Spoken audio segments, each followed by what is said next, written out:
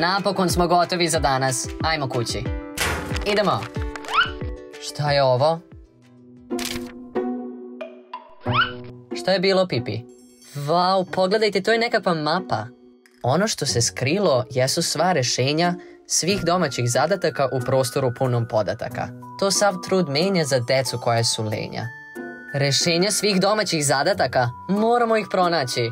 Nećemo više nikad morati da radimo domaći. A to znači više slobodnog vremena za druženje. Ne znam, drugari, to zvuči kao varanje. A šta znači ova pesmica? Nije to pesmica, Pipi, nego zagonetna rima. Da vidimo. Rešio sam! Sledeći trag je u čitaonici, prostoru punom podataka. Hajdemo onda!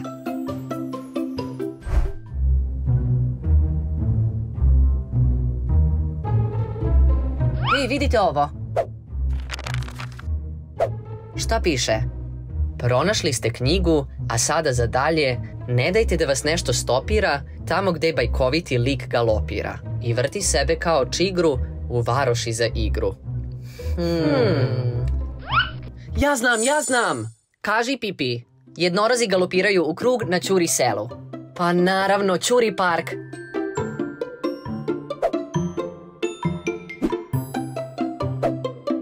Pronašao sam ga. Šta piše? A sada trag treći se nalazi gde svaki gost iznad sebe ima umetnost, a i apetit sve veći, kapetan će vam reći. Šta? Kakav kapetan? Da nije muzej?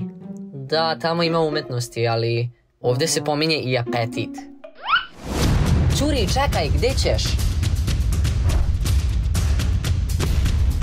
Šta ćemo ovde? Znao sam. Bravo, Ćuri. Da vidimo. Kao što sjajna blaga ima brod, tako ćete i ovo pronaći vezano na mestu gde je urezano i čuva ga brojni god toliko blizu da je dovoljan hod. Šta blizu ovog restorana? Park je odmah niz ulicu. Brojni god. Drvo ima godove, mora da je tamo. Mora da je tu negde. Tako smo blizu. Auć! Pogledajte! Uspeli smo! Šta je bilo? Ne mogu da verujem. Pa uspeli smo, Pipi. Sada imamo sva rešenja domaćih zadataka iz 1985. godine. Pa dobro, jeste malo smešno. Ajmo kući napokon. Možemo igrati igrice večeras. Nakon što uradiš domaći. Ne! Da li ste vi nekada imali lov na blago? Napišite nam još neke zagonetke da ih Pipi, Gudi i Ćuri pogađaju. Pogledajte i naš prethodni video, a mi se vidimo u sledećoj epizodi našeg serijala Pipi, Gudi i Ćuri Show. Ne zaboravite da pogledate i naš prethodni video na YouTubeu i zapratite nas na Instagramu, Facebooku i TikToku. Vidimo se!